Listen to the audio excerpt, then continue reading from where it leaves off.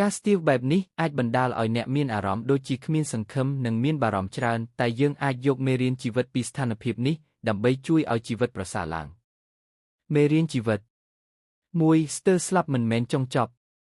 ស្ថានភាពដ៏លំបាកមិនមែនជាចុងបញ្ចប់នៃជីវិតវាគ្រាន់តែជាការប្រកួតប្រជែងដែលត្រូវឆ្លងកាត់ការប្រកបជីវិតមានតែការរៀនពីអ្វីដែលកើតឡើងហើយធ្វើឲ្យខ្លួនមានកម្លាំងខ្លាំងជាងមុន 2. អនុវត្តសប្បុរសធម៌ក្នុងស្រុកការធ្វើអ្វីល្អជូនសង្គមជាពិសេសអ្នកជាអ្នកមានអាក្រក់អាចជួយទម្លាក់អាការអវិជ្ជានិងបញ្ហាចិត្ត 3. ធ្វើអ្វីដែលអ្នកគ្រួសារស្រឡាញ់ចូលធ្វើអ្វីដែលកូនឬអ្នកសំខាន់របស់អ្នកអាចឃើញនិងស្គាល់តម្លៃពីសកម្មភាពអ្នក 4. ជំរុញឲ្យកូនមានទិសដៅដោះស្រាយសម្រងមតិលជាសេចក្តីណែនាំដែលជួយឲ្យកូនដឹងពីជំហានទៅមុខនិងស្ថានភាពប្រសើរជាងមុន 5. រកសង្គ្រោះចិត្តអ្នកនាំបាបផ្លូវប្រសិនបើអ្នកដែលមានស្ថានភាពស្ទាវឬអ្នកគិតថាគាត់ត្រូវឲ្យសម្អាតកំហុសទៀតអ្នកត្រូវរួមគ្នាជាសេដ្ឋីការស្ទាវឬសកម្មភាពដែលប៉ះពាល់ដល់ជីវភាពផ្ទាល់ខ្លួនឬចិត្តសាស្ត្រប្រាកដជាអាចបង្កើតអារម្មណ៍អវិជ្ជមានប៉ុន្តែឧបសគ្គទាំងនេះអាចផ្លាស់ប្ដូរទៅជាបទពិសោធន៍សម្រាប់ការរៀនសូត្រនិងការរីកចម្រើនខាងក្រោមជាគន្លឹះមេរៀនជីវិតដែលអាចយកពីស្ថានភាពនេះ 1. សម្រាយមូលហេតុពិចារណាថាហេតុអ្វីបានជាលទ្ធភាពនេះកើតឡើងវិភាគថាតើជំហានណាដែលអាចធ្វើឲ្យប្រសើរឡើង 2. ការរក្សាការលើកទឹកចិត្តបង្កើនទំនុកចិត្តលើខ្លួនឯងស្វែងរកក្រុមសង្គមឬមិត្តភ័ក្តិដែលអាចផ្ដល់ការលើកទឹកចិត្ត 3. ស្វែងរកមុខងារនៃជីវិតជំរុញឲ្យចាប់ផ្ដើមសកម្មភាពដែលមានន័យការជួយអ្នកដទៃអាចជាសម្រួលបញ្ហាដល់ខ្លួនឯងបានដែរ 4. ការរស់នៅជាមួយគ្រួសារអ្នកដែលកំពុងជួបបញ្ហាត្រូវចែករំលែកអារម្មណ៍ទៅកាន់អ្នកជិតខាងឬអ្នកស្រឡាញ់ការផ្ដោតលើការថែរក្សាក្រុមគ្រួសារជាកម្រិតចាប់ផ្ដើមសម្រាប់ការរស់នៅប្រសើរឡើង 5. គោលបំណងប្រកបដោយវិស័យកម្រិតបង្កើតគោលដៅតូចដែលអាចសម្រេចបានក្នុងជីវិតប្រចាំថ្ងៃចាប់ផ្ដើមដោយការសម្អាតផ្ទះឬការអានសៀវភៅដែលលើកទឹកចិត្តបញ្ចប់មិនថាពេលវេលាដែលយើងជួបបញ្ហាមានអ្វីកើតឡើងឡើយវាមានគោលបំណងសម្រាប់ការរៀនសូត្រនិងការរីកចម្រើនទោះបីយើងមានការឈឺចាប់ឬការបារម្ភចាំចូលរួមយកមេរៀននេះក្នុងការរស់នៅប្រចាំថ្ងៃមេរៀនជីវិតពីការប្រឈមនឹងអារម្មណ៍អវិជ្ជមាន 1. ស្វែងរកអត្ថន័យក្នុងការប្រឈម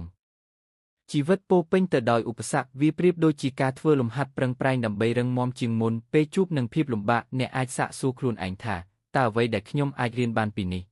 2. អភិវឌ្ឍការចាប់អារម្មណ៍លើខ្លួនឯង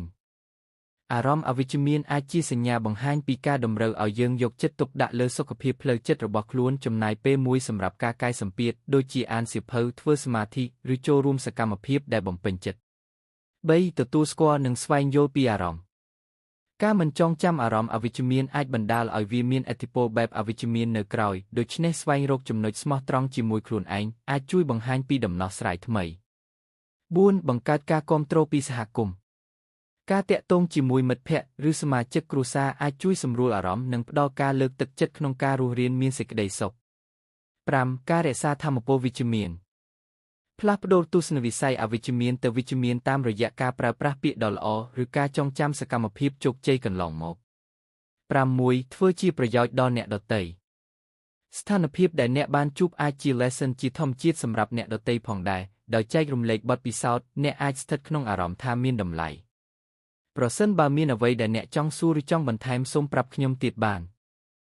ការប្រឈមនឹងអារម្មណ៍អវិជ្ជមានគឺជាបទពិសោធន៍សាមញ្ញក្នុងជីវិតទោះបីបែបណាការរៀនពីវាអាចជួយឲ្យអ្នកក្លាយទៅជាមនុស្សមានការរីកចម្រើនកាន់តែច្រើនខាងក្រោមនេះជាមេរៀនជីវិតសំខាន់ពីការប្រឈមនឹងអារម្មណ៍អវិជ្ជមាន 1. ទទួលស្គាល់អារម្មណ៍ដោយស្មោះត្រង់ការមិនមើលរំលងអារម្មណ៍អវិជ្ជមានហើយទទួលស្គាល់វាគឺជាជំហានដំបូងសម្រាប់ការចាប់ផ្ដើមដោះស្រាយអ្នកត្រូវស្ដាប់ខ្លួនឯងនិងយល់ថាវាជាផ្នែកមួយនៃជីវិត 2. រកហេតុផលច្បាស់លាស់ព្យាយាមស្វែងយល់ពីមូលហេតុអ្វីដែលបណ្ដាលឲ្យមានអារម្មណ៍អវិជ្ជមានវាជួយអ្នកក្នុងការស្វែងរកដំណោះស្រាយដោយប្រសើរនិងដោះស្រាយបញ្ហាជ្រៅល្អ 3. រៀនដោះស្រាយដោយវិជ្ជាជីវៈសាកល្បងវិធីសាស្ត្រដូចជាសមាធិ meditation ការហាត់ប្រាណការសរសេររឿងចេញមកវាមានសារៈសំខាន់ក្នុងការផ្ដល់សេចក្តីសុខចិត្ត 4. ស្វែងរកឱកាសក្នុងការលូតលាស់ការប្រឈមមិនមែនជាចុងបញ្ចប់ទេវាគឺជាឱកាសសម្រាប់ការរៀនពីបទពិសោធន៍ថ្មីនិងការរីកចម្រើនសូមគិតថាវាជាផ្នែកមួយនៃការកសាងសមត្ថភាពចិត្តសាស្ត្រ 5. ស្វែងរកការគាំទ្រ កុំខ្លាចសុំជំនួយពីមិត្តភក្តិឬអ្នកជំនាញប្រសិនបើត្រូវការអារម្មណ៍អវិជ្ជមានអាចក្លាយទៅជាការទប់ស្ទាត់ប្រសិនបើមានការគាំទ្រពីសហគមន៍ 6. ដាក់ចិត្តលើអ្វីដែលអ្នកអាចគ្រប់គ្រងបាន